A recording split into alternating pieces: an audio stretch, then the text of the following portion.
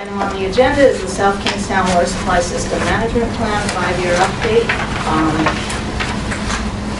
You have the executive summary in your packet, as well as a memo from Bob on the update. And John Schock is here with us today. He is the Public Services Director for South Kingstown to tell us about his plan. Good morning. For the record, my name is John Schock. I'm the Public Services Director of the town. Thank you. I oversee the water division amongst other infrastructure in town.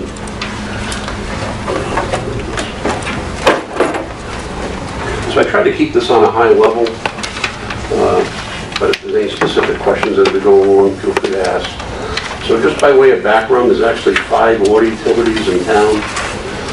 There's Suez Water, which is a private investor-owned water utility that services the Wakefield-Peacedale area of town. There's our system, the South Shore system. In fact, I'll go to the next slide. So the brighter blue is Suez.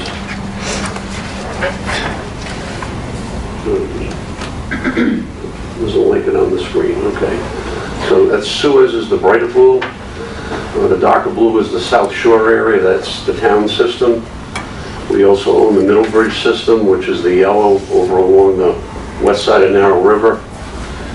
Kingston Water District has their area up in the Kingston, the magenta color, and the university has their own water system, which is in red. So the South Shore system, it's very linear.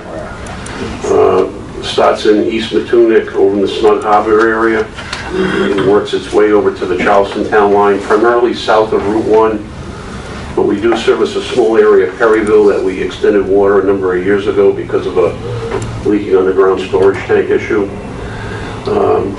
We purchase currently water, and I'll talk a little bit later about our source of supply, but currently it's from Suez. We purchase all of our water from Suez, and there's an interconnect. Again, I don't have a point here. It's in the East Matunic area, so the water flow is currently from east to west. We've got a 400,000 gallon water tank in East Matunic and another one over in the Green Hill area. The water system was relatively young compared to some. It was built in the 1970s, primarily of AC. Anything new is all ductile iron pipe. And again, a summary, and I'll just go back one slide because I can. So we did have an issue, a long-standing issue. Potter's Pond, for people familiar with South Kingston, really separates the east side of the system from the west. We've got a Barrier Beach water main that was the sole source of water conveyance from east to west. That goes from the East Matunic State Beach parking lot to Matunic Point. That line was breached during Sandy. So what we did was we successful in grant money, and I believe we also used the interconnect grant money. So we connected the east side to the west side north of Potter's Pond along US Route 1 a couple of years ago. So that's been a long-standing project in our hazardous mitigation plan, and Sandy certainly made us accelerate that to get that loop done. So now we have loops both north and south of Potter's Pond. We have been struggling a little bit, as probably June knows, with we've had total coliform hits a number of times. We did add a disinfection station in the Green Hill area to try to boost chlorine over it because of the long detention times. So that seems to have helped. Hopefully we're not going to have that problem much longer. So source supply, again, we currently purchase all water from Suez. We've got a wholesale meter in East Matunic. Now we do have 3 gravel pack wells adjacent to Factory Pond. We had to discontinue those wells. We do keep them active. We still exercise them, and we do keep them active in Department of Health's inventory in case we have to light them off as an emergency. But we've got high iron levels. The iron levels range anywhere from 1 part to 4 parts per million. We used to be able to sequester the iron. We can no longer do that. So our ultimate goal is to get a filtration plant down there, either probably green sand filter or membrane filter, but the cost is significant, probably somewhere between $4 and $5 million. That debt would really cripple the ratepayers. So what we've been doing in the interim is we've been non-rate-based revenue, which is the cell antennas. We have a number of cell leases on both of the water towers. We've been trying to reserve that money to build up enough of a kitty to take the sting off of trying to build a filtration plant. So I don't think it's a matter if, it's a matter of when. We will be doing that, but it won't be happening in the next few years. But our ultimate goal is to try to get back off of Suez and get back onto the Factory Pond ball field. As far as demand goes, we get a double whammy with South Shore. We do have a number of year-round residents, but there are many seasonal residents. So we can see some significant swings in demand. This time of year, we're down, somewhere around 200,000 gallons a day. Summertime, 900,000 gallons. And a couple of years ago, we were up to like 1.1 on I think it was a 4th of July weekend, where 4th of July fell on a Friday or a Saturday. It was a hot weekend. So we typically work with Suez and actually the town of Narragansett because they buy their water from Suez as well. Almost every year we end up putting outside water restrictions in place. So it's not just the additional population with the seasonal residents coming in, it's also compounded by outside water usage. So the outside water restrictions, we typically start off Monday through Friday, odd even, and with complete restrictions on the weekends, and then we have to ratchet it up to sometimes, complete prohibition. We've only done that a couple times in the 30 years I've been there, but that'll again shave off about 30% of demand. It makes a huge difference. There's not much growth down in the South Shore area. If people are familiar with the area, there's a lot of agriculture, a lot of those farms, the development rights have been already acquired, so it's just infill. There's a few lots here and there. And also when we connected to Suez for the interim wholesale purchase, CRMC was concerned, rightfully so, about interbasin transfer, so they put a restriction on the ascent where we connected to Suez. So CRMC allows us to do infill lots, but we cannot do any expansion beyond, look back here a couple slides.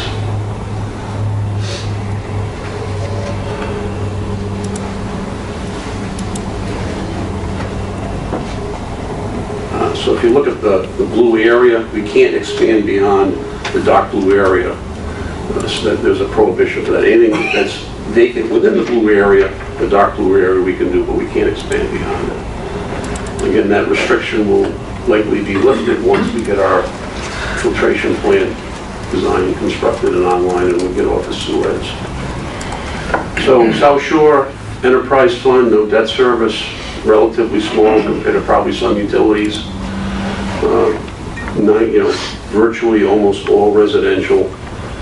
We have marinas. Everybody I'm sure knows Matunic Oyster Bar, Theater by the Sea, the Ocean Mist. Pretty limited commercial base. We went to quarterly billing as required by state law a few years ago. We also read monthly, and the reason why we read monthly is we use master meter technology, that's the manufacturer, and that has leak detection and tampering technology in each meter. So when we read each month, we can tell if somebody's had a leak. The leak detection works by if somebody consumes water every hour in the preceding 24 hours. So most people aren't using water at 2 o'clock in the morning. And we've caught a number of people who have leaks. We send them a letter and they're very grateful that we flagged the leak and they've been able to solve it. Usually it's a leaking water closet. We have a cross-connection control program is in place. We're using, I don't know other utilities, but because we're a municipality, we have the new Viewpoint Cloud permit system. So we will not issue permits, whether it's a victualling license, Sunday sales license. We will not issue those permits to any of those 47 customers if they haven't had their annual certification of their cross-control test on. And that's a good way of getting it. That's been very helpful for us, again. I don't know if other utilities have access to the viewpoint system, the new statewide system, but that helps us by not issuing their other necessary licenses. We will hold them up. The meters were put back in system-wide back in '08. As we all know, the life of the meter and accuracy goes beyond that, but it is a drive-by system. We are starting now, because of lithium batteries and the radio heads starting to die after 10 years, we're going to be doing a system-wide meter replacement program, hopefully this summer. Middlebridge, very small system, again, very linear. It's on the west side of Narrow River between Middlebridge Bridge to the south and Radial Drive to the north. 1975, we have no town storage tanks there. We ride off Suez's hydraulic gradient, and Suez in turn, so they feed us from Torrey Road. Probably everybody knows Torrey Road, how steep it is. At the bottom is a wholesale meter, and then the flow goes south in the distribution system over Middlebridge Bridge, and there's another wholesale meter in Narragansett. So they wheel water through that section of Middlebridge to the Narragansett customers.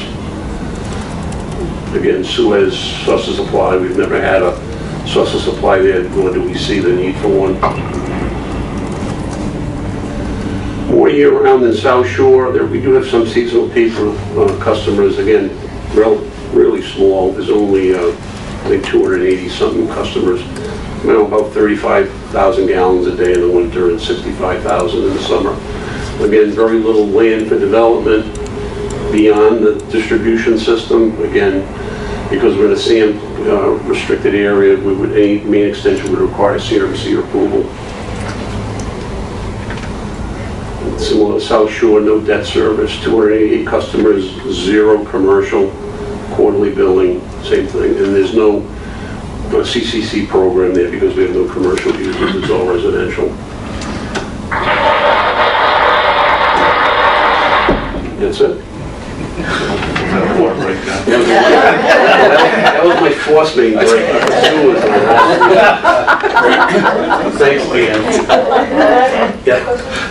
So why in 1975, when Middlebridge was constructed, was it not an extension of the Wakefield? That's a good question. The same thing happened with Perryville. So in South Kingstown, which was at one point, it was Wakefield Water, then United Water, now it's Suez, they have the right to service the town other than the franchise, other than the district that Henry has created by general legislation. So we actually, when Perryville came up, we went to them and said, serve Perryville. And they said, we can't, we'll relinquish our rights. South Kingstown, you can do it. And that's the same thing that happened in Middlebridge.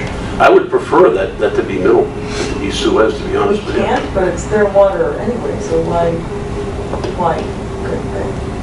They chose not to. They didn't want to expend the capital dollars. The rate of return for 288 customers for what they have to invest, we did as a public safety issue because wells were contaminated. So in Suez, I don't want to speak for Suez or back then, Wakefield Water, but I mean, for them to spend $2 million for 288 customers, the numbers aren't there. We do it because it's a public safety issue. Because again, they're an investor, private-owned utility, so they can't exceed their rate of return.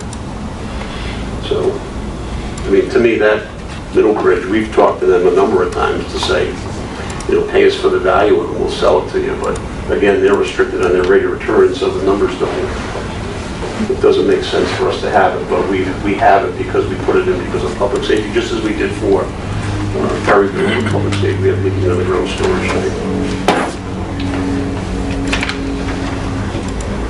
I just have a question about, I noticed in the executive summary, maybe something else, you chlorinate at the tank.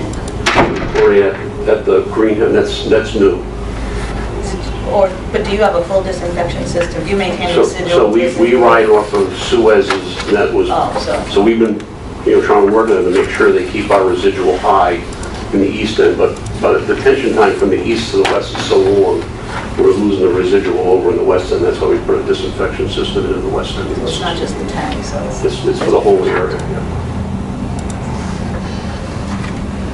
Other questions? We also have, thank you, John. Thank you.